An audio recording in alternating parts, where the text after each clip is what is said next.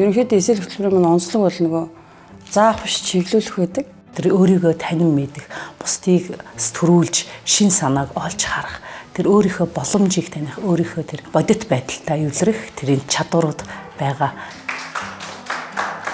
Чадамжийн нэгжийн хөтөлбөрт энтерпренершип боловсрол болгох эхсэл хөтөлбөрийг суулгаад байвал яасан бэ гэдэг. Тийм мэргэжлийн боловсролын багш нар одоо хоорондоо ярилцаад тэгээ боловсролын ерөнхий газрын зөвлөх баг олж хамтарч ажилласан. Нэг жолоод одоо 3 жилийн хөтөлбөрөнд суугаад хэрэгжээд эхэлж байгаа байхгүй. Энтерпренершип сэтгэлтэй гэж багш хүмүүст ялангуяа бүр айгу байхгүй шахаа миний бодлоо байхгүй байсан. Тэгээд үүнээс одоо эсэлийн багш баснараа ийм нэг шин санааталжуул бас зүгээр юм гэх чинь энэ үсэл хамтлаг хүртэл багшд тогтоод хүүхдүүдтэй хамсарлцаал явж байна.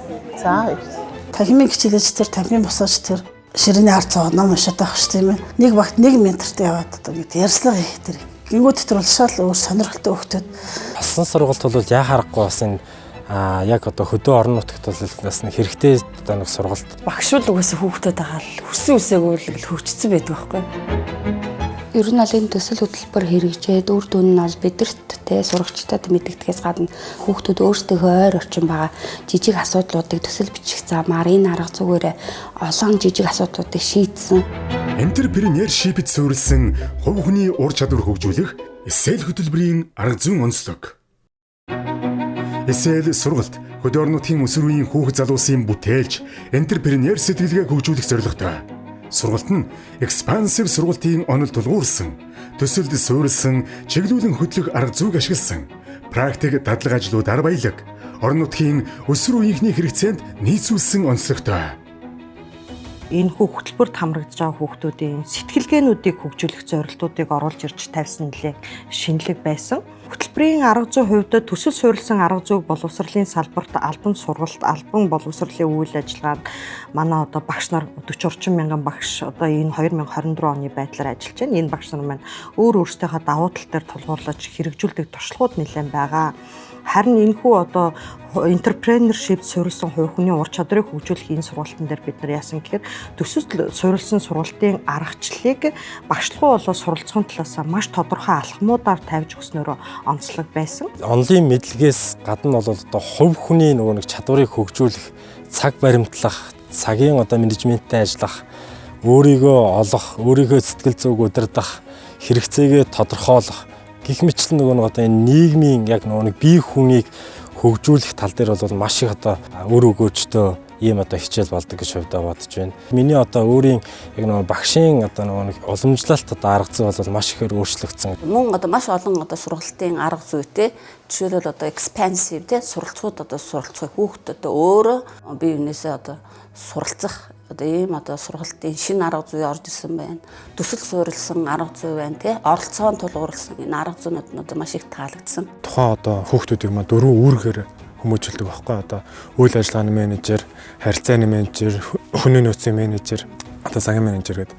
Тэгээ яг 4 яг миний employer компани зохион байгуулалт нургууд хүүхдүүд өөрсдөө бие даацсан сурж байгаа. Эсээ сургалтын арга зүй гэж байгаа маань миний хичээлийн хувьд ашиглахдаа би багаар ажиллах ур чадвар нь айгүй хамгийн сайн ашигладаг арга зүй болсон байхгүй. Сурах бичгийн хувьд ч гэсэн одоо маш цогц багшийн номтой, сурагчийн номтой одоо танхимын бус цагуудтай ингээд маш одоо иж хүрдлээр бэлдэж өгсөн дижитал мэдлэг эдгээр одоо тусгаж өгсөн учраас багшийн ажлыг ч хөнгөлсөн багш одоо давсралтгүй суралцахад бас хувь нэмрээ оруулж байгаа маш сайхан одоо хөтөлбөр байсан гэж харж байгаа.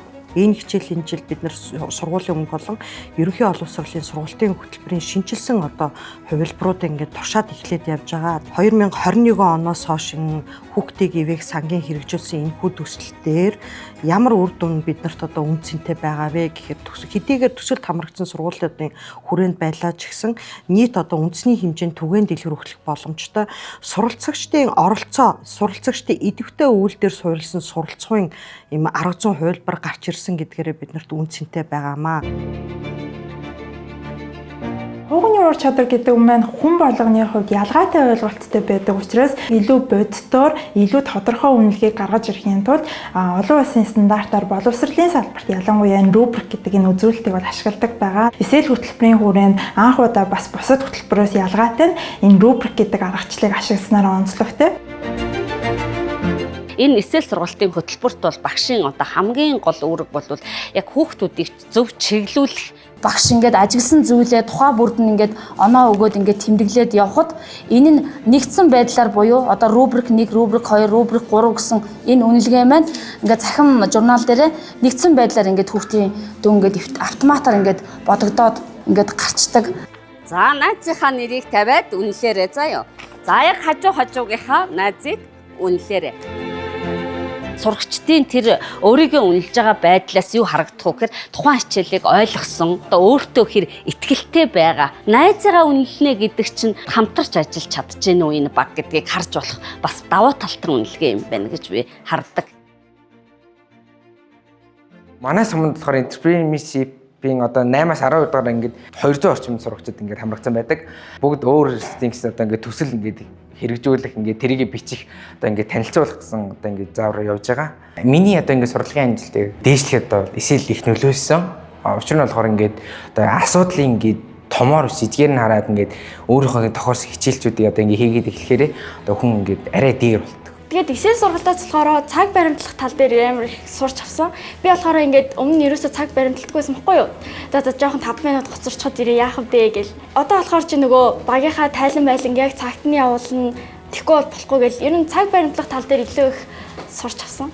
Энэ эсэлийн одоо ингээд entrepreneurship-ийн одоо хичээл бол ямар ч юм 12 жилийн боловсрол олгодгүй тийм амар онцгой зүйлийг зааж байгаа бид нарт одоо ингээд ээлдэг харьцах одоо ингээд өөрийнхөө сэтгэл хөдлөлийг хянах гэдэг тэгээд амар гоё байдаг. Суусны дараа тэгээд би ярих чадвартай болсон гэж өөрийгөө ер нь бол боддог.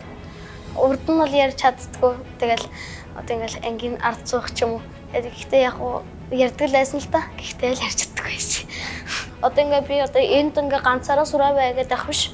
Бусдаа заавал зааж өгөх хэрэгтэй. Одоо ингээд ганцаараа хөгж яваад байх чи бас муухай штэ.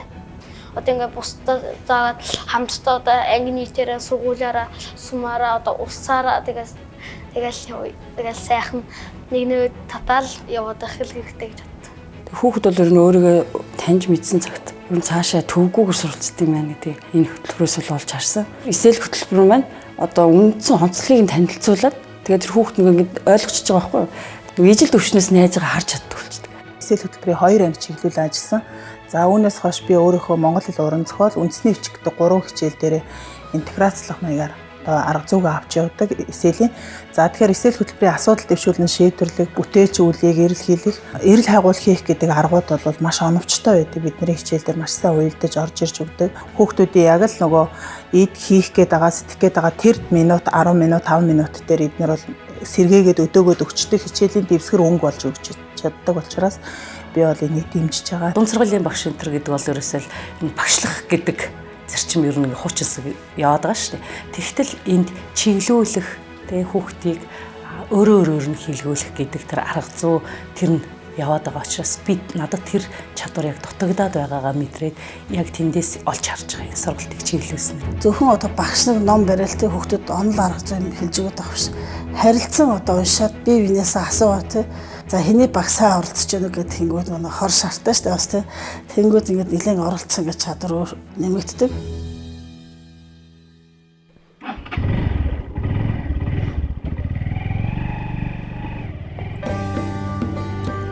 Эсэл хосолсон сургалт.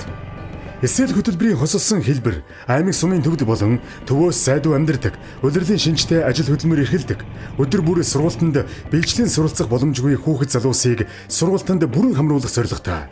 Сургалт нь дуртай газраасаа суралцах, өөрт тохирсон хурдаар суралцах, өөрт тохирсон арга барилаар суралцах боломж бүрдүүлдэг. Эсэл сургалтыг анх сонсоход бол яг нэг entrepreneurship гэдэг нь бол ер нь хэлж чадахгүй байсан юм дээ. Тэгэд яг хосолсон гэхэлэр амар сонирхолтой санагдчихсэн. Би ч нөгөө амар юм ойлгохдоо удаан бохгүй.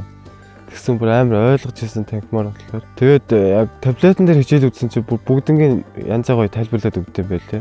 Манай насан туршийн боловсролын хувьд бол нэг онцлог зүйл нь үнэхээр өөрөө суралцах сонирхолтой, өөрийгөө өөрчлөх сонирхолтой хүсэл эрмэлзэлтэй залуусд зориулаад танхим болон цахимаар гэсэн сонголттойгоор хосолсон сургалтын одоо тоног төхөөрөмж таблет.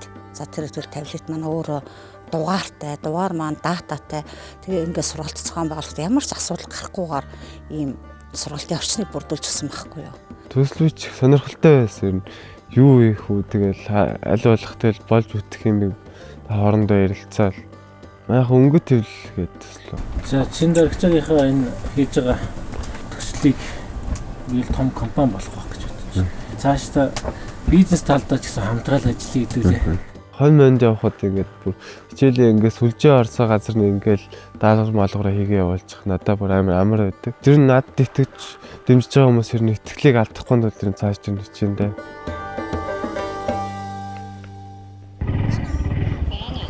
Өдрийн мэнд.